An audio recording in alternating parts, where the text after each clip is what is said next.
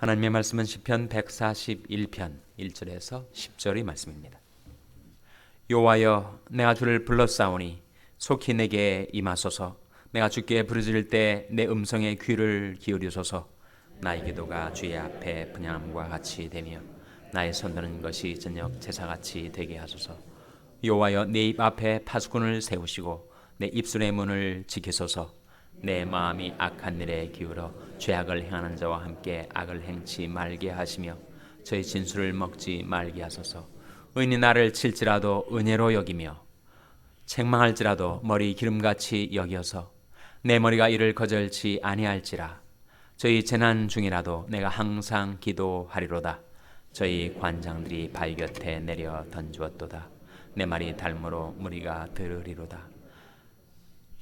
사람이 발같이 흙을 부스러뜨림같이 우리 해골이 음부문에 흩어졌도다.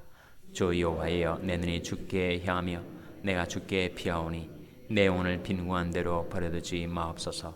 나를 지켜사 저희가 나를 잡으려고 놓은 올무와 행악자의 함정에서 벗어나게 하옵소서. 악인은 자기 그물에 걸리게 하시고 나는 온전히 면하게 하소서. 아멘. 할렐루야. 서로에게 평강의 복을 기원하는 마음으로 샬롬 인사 나누시기 바랍니다. 샬롬. 오늘은 금요일입니다. 금요 성경 공부가 저녁 7시 반에 있는데 오늘은 성령론에 관한 말씀을 배우게 되겠습니다. 그 후에 찬양 기도회가 열립니다. 우리 자녀들은 아와나 프로그램이 저녁 7시 반부터 2시간 동안 진행이 되겠습니다. 우리가 오늘 대하게 된 시편 141편은 누구의 시라고 알려져 있습니까? 1절 앞에 보시면 다윗의 시. 다윗은 구약 성경 속에서도 우리가 가장 주목하게 되는 인물이죠. 다윗은 그 인생의 우여곡절, 환난 풍파를 겪었지만 하나님께서 끝까지 회복시켜 주시고 쓰셨던 위대한 신앙인입니다. 우리 주 예수 그리스도께서 누구의 혈통에서 태어나셨다고요? 아브라함과 다윗의 자손 예수 그리스도의 세계라. 세계란 말은 족보, 지니알러지를 말하는데 예수 그리스도께서 다윗의 후손으로 탄생하셨단 말이죠. 그래서 다윗은 특별히 우리가 주목하고 배워야 될 인물입니다. 그가 어떻게 그렇게 경건한 하나님이 도구로 쓰임을 받았는가, 오늘 본 말씀에서 몇 가지를 우리가 배우고자 합니다. 먼저 3절 말씀 같이 읽겠습니다. 3절 말씀 시작. 여호와여, 내 입 앞에 파수꾼을 세우시고 내 입술의 문을 지키소서. 다윗의 기도인데 특별히 무엇을 위해서 기도하고 있는 거예요? 자신의 언어 생활을 위해서, 자신의 말의 절제를 위해서 기도하고 있는 것입니다. 여러분, 우리 몸 안에 정말 파워풀한 지체가 있는데 바로 혀입니다. 혀가 얼마나 권세가 대단한지 잠언 18장 21절에서는 죽고 사는 것이 혀의 권세에 달렸다, 그런 말씀이 나와요. 사람이 말 한마디로 천냥빚을 갚듯이 말 한마디로 죽기도 하고 살기도 합니다. 또 말 한마디로 죽이기도 하고 살리기도 하죠. 그래서 우리의 언어, 우리의 말이 그렇게 파워풀합니다. 우리 혀가 하나님을 찬송하고 사람들을 살리는 도구로 쓰임을 받기도 하고 하나님의 영광을 가리우고 남에게 고통을 주는 그런 도구로 악용되기도 합니다. 그것을 길들이기가 너무 어려워요. 혀는 능히 길들일 사람이 없나니 쉬지 아니하는 악이요 죽이는 독이 가득한 것이라. 혀를 통제하는 것이 너무나도 어려워요. 우리는 말해야 할 때와 침묵해야 할 때를 가려야 될 텐데 그것을 분별 못하고 침묵해야 될 때 말을 하거나 말을 해야 할 때 침묵하는 우리를 범하며 살아갑니다. 그 양자를 분별할 수 있는 지혜와 그 혀를 통제할 수 있는 절제의 힘이 우리에게 얼마나 필요한지. 다윗과 같은 경건한 인물도 자기가 이 시간에 입을 벌렸다가는 내 속에 있는 악과 독이 쏟아져 나오겠다 싶으니까 자기 힘으로, 자기 절제력으로 통제가 안 되는 그 혀를 하나님 앞에 맡기고 있는 것입니다. 여호와여, 내 입 앞에 파수꾼을 세워주세요. 자꾸 내가 침묵해야 될 때 말을 하려고 하니까 입술이 근질근질하니까 이대로 뒀다가는 큰 문제가 생길 것 같아서 하나님 앞에 호소하는 것입니다. 하나님, 제 입 앞에 파수꾼을 세워주시고 제 입술의 문을 지켜주시옵소서. 침묵해야 될 때 꼭 침묵해야 될 텐데 그때 말을 하면 내 안에 있는 악과 독이 쏟아져 나와서 남을 해하고 상하게 할 수가 있다는 거예요. 반면에 꼭 말을 해야 될 때는 말을 해야 합니다. 언제 말을 해야 하는가? 하나님의 말씀을 전파할 때 입을 벌려야 되죠. 약한 자, 가난한 자, 빈궁한 자, 아무런 힘이 없는 자를 위하여 변호해야 될 때 꼭 입을 벌려야 됩니다. speak out 해야 될 때 말을 해야죠. 그 말을 해서 내게는 손해가 된다 할지라도 그것이 하나님 앞에 합당한 말일 때는 과감하게, 담대하게 용기를 내어 말을 해야 합니다. 그 양자를 분별하기가 쉽지 않아서 우리가 침묵해야 될 때와 말을 해야 될 때를 분별할 수 있는 지혜를 내게 주시고 그 지혜를 따라 내 혀를 억어할 수 있는 통제력을, 절제력을 제게 주시옵소서. 그런 기도가 우리에게 필요합니다. 여호와여, 내 입 앞에 파수꾼을 세우시고 내 입술의 문을 지키소서. 혀가 죽이는 힘이 있는 것처럼 살리는 힘이 있습니다. 하나님께서 내 혀에 얹혀주신 그 하나님의 말씀을 내가 침묵으로 막아두지 않고 입을 벌려 담대하게 그 말씀을 전하면 그 말씀 때문에 하나님께서 찬송을 받으시고 다른 사람들이 살아난다는 거예요. 사무엘하 23장 2절에 보면 다윗이 그렇게 말을 합니다. 여호와의 신이 나를 빙자하여 말씀하시며 그 말씀이 내 혀에 있도다. 그러니까 성령께서 내 혀에다가 하나님의 말씀을 얹혀놓아 주셨는데 내가 비겁해서 내가 용기가 없어가지고 입을 닫고 말을 하지 않으면 하나님의 말씀이 역사하지 못한다는 거예요.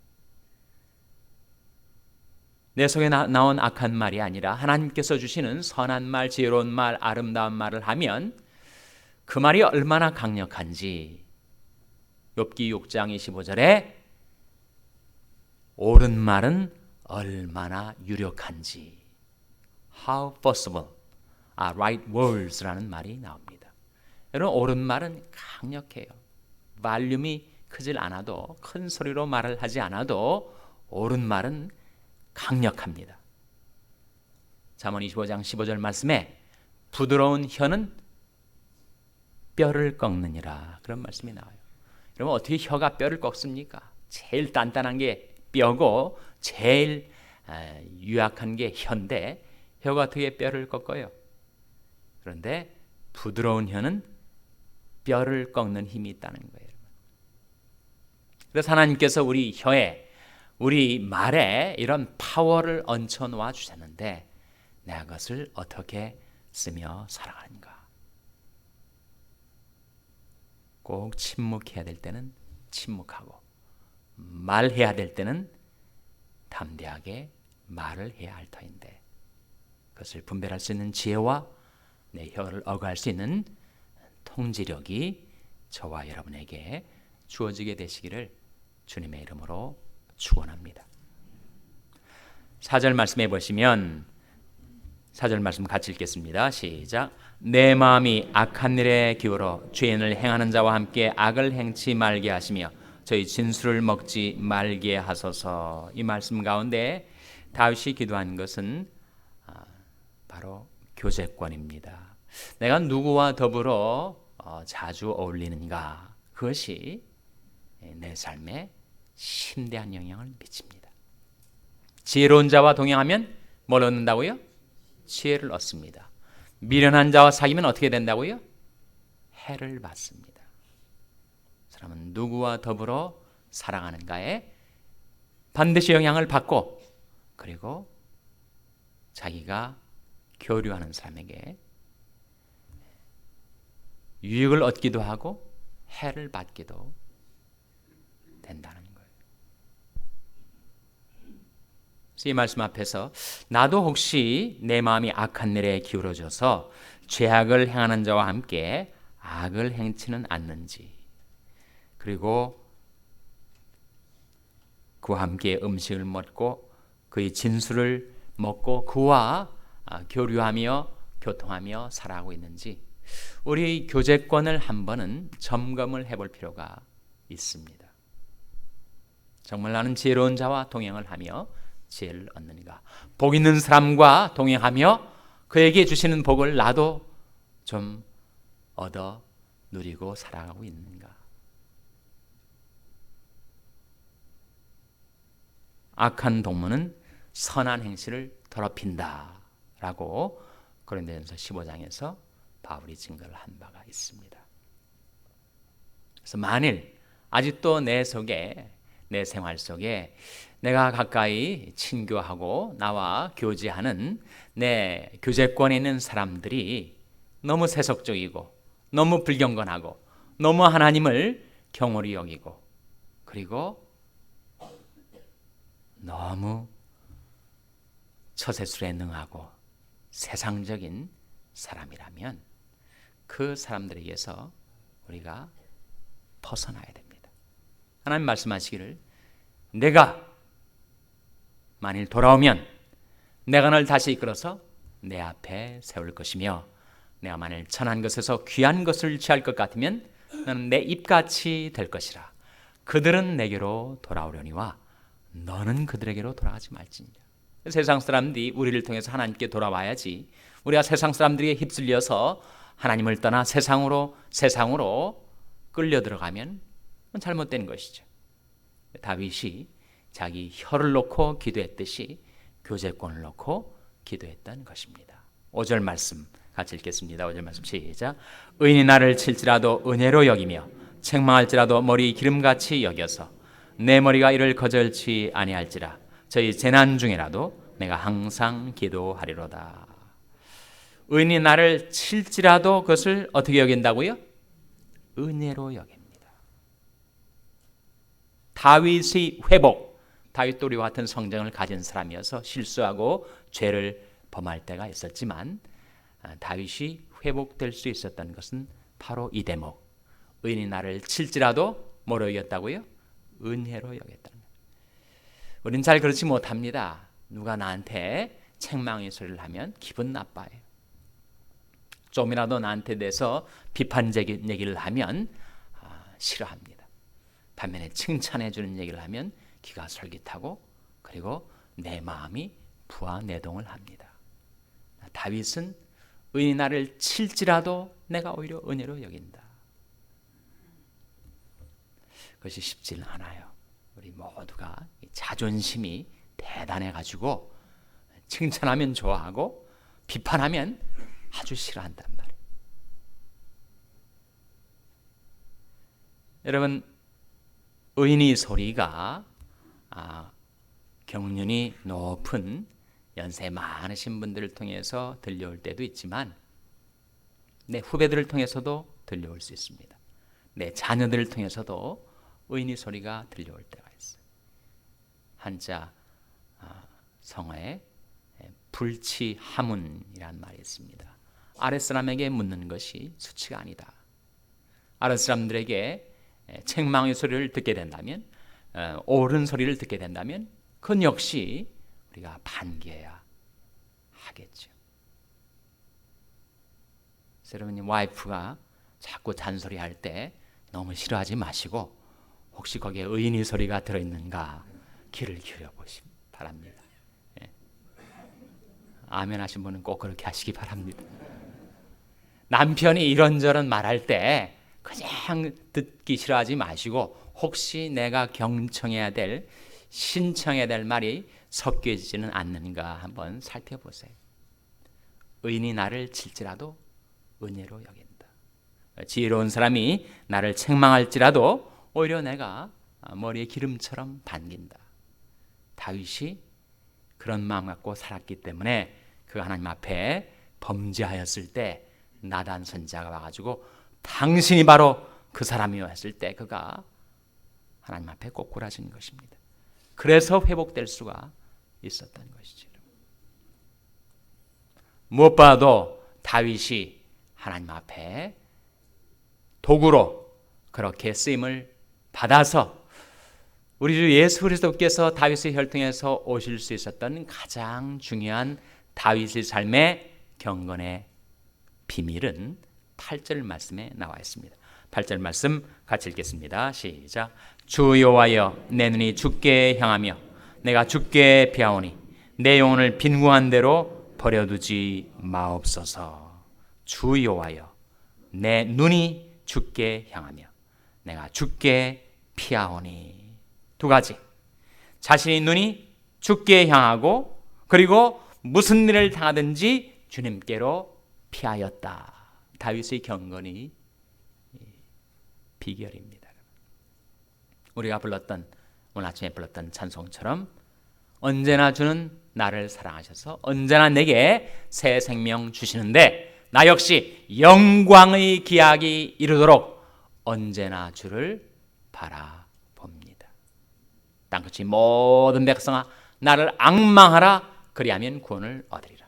오직 여호와를 앙망하는 자는 샘을 얻으리니 나는 의로운 중에 주의 얼굴을 버리니 깰 때 주의 형상으로 만족하리이다. 주 여호와여 내 눈이 주께 향하며 내가 주께 피하오니 내 영혼을 빈궁한데 버려두지 마옵소서.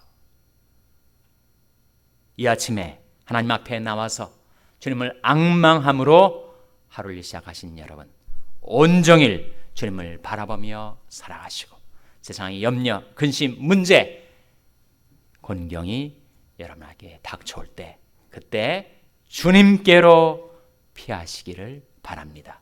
주님께서 여러분을 받아주시고 그리고 놀라운 인자를 베풀어 주시고 주님의 오른손으로 여러분을 막아주시고 지켜주시고 건져주시고 인도해 주시기를 주님의 이름으로 축원합니다. 기도하시겠습니다. 오늘 말씀을 기억하며